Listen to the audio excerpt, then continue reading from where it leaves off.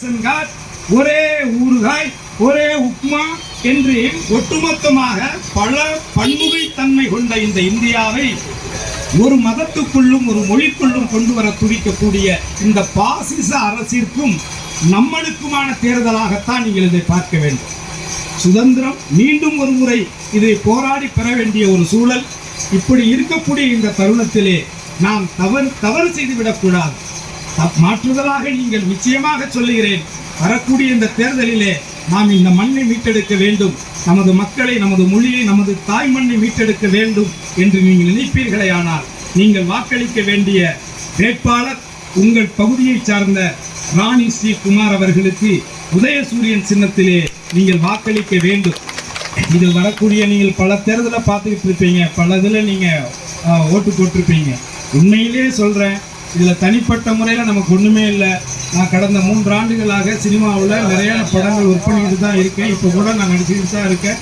ஆனால் என்னை யாரும் வற்புறுத்தியெல்லாம் என்னை இங்கே பிரச்சாரத்துக்கெல்லாம் என்னை யாருமே கூப்பிடலை. ஆனால் படுத்தா தூக்கம் வரலை. கடந்த 10 ஆண்டுகளில் நம்ம நாட்டினுடைய நிலைமை இன்னைக்கு உலக அரங்கில் இந்தியாங்கிற ஜனநாயக நாடு 36வது இடத்துல இருந்த ஜனநாயக நாடு இந்த கடந்த 10 ஆண்டுகளில் மோடியினுடைய கீழ்த்தரமான மட்டமான நிர்வாக திறனற்ற ஒரு ஆட்சியினால இன்னைக்கு கிட்டத்தட்ட 140வது இடத்துல இருக்கு.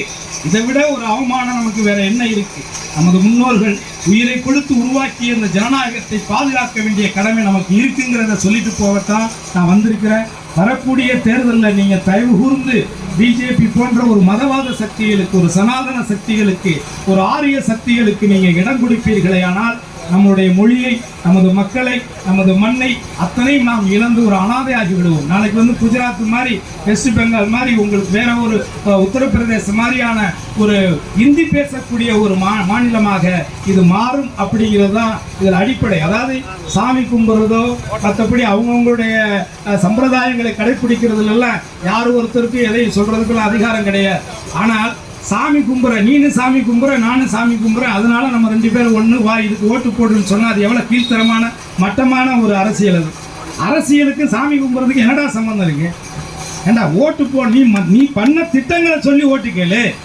நான் இதெல்லாம் பண்ணியிருக்கேன்ப்பா, இந்த நாட்டுக்காக இதெல்லாம் பண்ணியிருக்கேன்னு சொல்லி மோடியால் கேட்கறதுக்கு ஒரு துப்பு இருக்கா? கேட்க முடியுமா? இங்கே ஒருத்தர் அண்ணாமலைன்னு ஒருத்தர் நிற்கிறாரு. அவர் ஒரு ஐபிஎஸ் படித்த ஒரு அதிகாரி. ஐபிஎஸ் படித்தவங்க என்னங்க பண்ணணும்? தப்பு பண்ணுறவன், குற்றப்பின்னணியில் உள்ளவனை தண்டிக்கிற வேலை செஞ்சவர் தானே அவர். குற்றவாளிகளை கண்டுபிடிச்சி நீதிமன்றத்தில் ஆஜர்படுத்தி அவனுக்கு தண்டனை வாங்கி கொடுக்க வேண்டிய ஒரு ஆள் யாரெல்லாம் குற்றவாளியோ அவனெல்லாம் கட்சியில் சேர்த்துக்கிட்டு இருந்தா அது என்ன கட்சி? அது எதுக்காக அந்த கட்சி? அந்த கட்சியினால மக்களுக்கு என்ன நடக்க போகுது?